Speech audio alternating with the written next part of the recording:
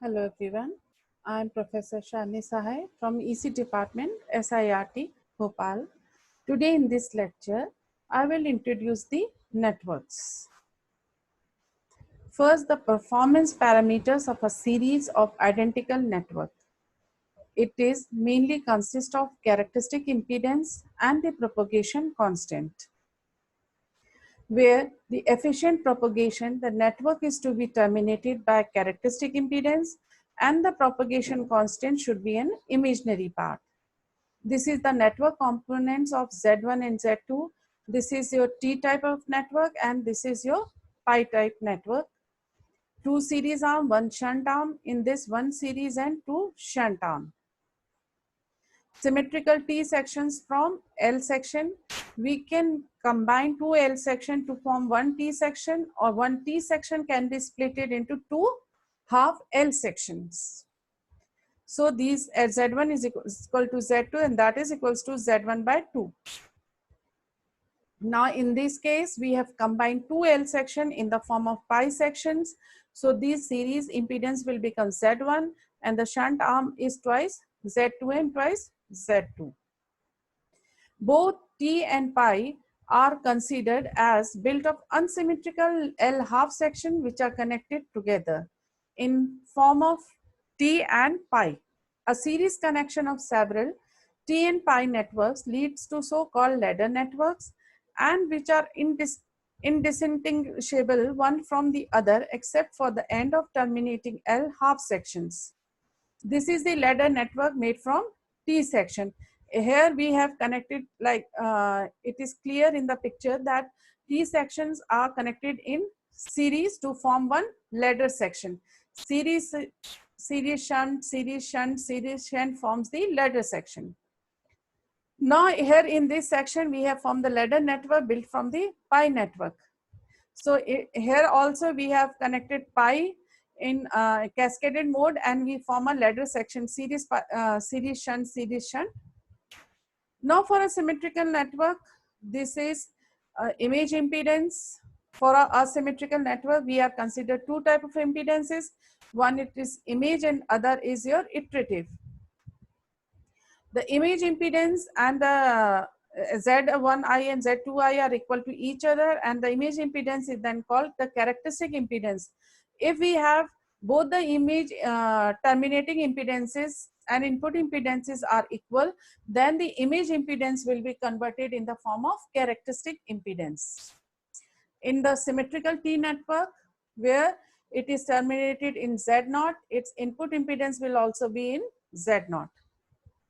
Now the term iterative impedance, we have considered the iterative impedance where the input terminal, the measured value is equal to the terminating load value. For symmetrical T section, the characteristic impedance we have derived by, we have connected the Z1, Z2, Z2 and the terminated load is Z0 and the input impedance is also equals to Z0. We have derived with the help of the network. So in this case, the characteristic impedance will come as to be as Z1 square by 4 plus Z1 into Z2. Now this is the characteristic impedance for a symmetrical T section. This is the characteristic impedance of the pi section. Here we have also derived the formula for the characteristic impedance of the pi network. It is clearly given as. Now we have also derived with the help of the product of ZOC and ZSC open circuit impedance. If we made this terminal as open, so this and this will be in series.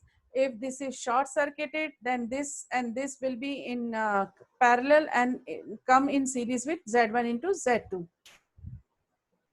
Propagation constant, the magnitude ratio does not express the complete network performance. The phase angle should also be represented there. So e to the power of gamma is I1 upon I2 or V1 upon V2, where gamma is a complex variable and it is given by alpha plus j beta. So we have taken gamma as a complex variable and which have two values. A is the magnitude or attenuation constant and beta is the phase.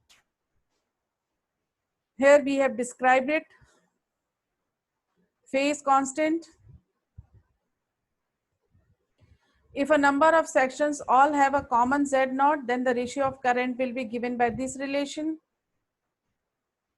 Z naught and gamma of symmetrical network. Now we will introduce the characteristic impedance and the gamma. And we have also derived the arms in terms of the propagation constant.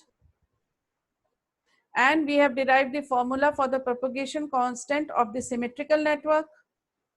And we have taken gamma is equals to natural log. The input impedance of any T network terminated in any impedance ZR, which may be written in terms of hyperbolic functions. We have derived Zin, ZSC, and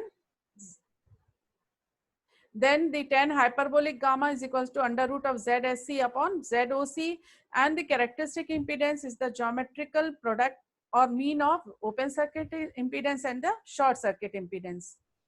Now we have also considered the filter fundamentals for the pass and stop band also. Here we have converted the sine gamma propagation in the terms of Z1 and 4Z2. And this condition implies a stop band for attenuation band. This is the phase angle in the pass band and this is the stop band. These are the condition of the impedances stop band, pass band. This is the cutoff frequency where the frequency at which the network changes from pass band to stop band. So this is the condition for the pass band and stop band. And this is all. Thank you.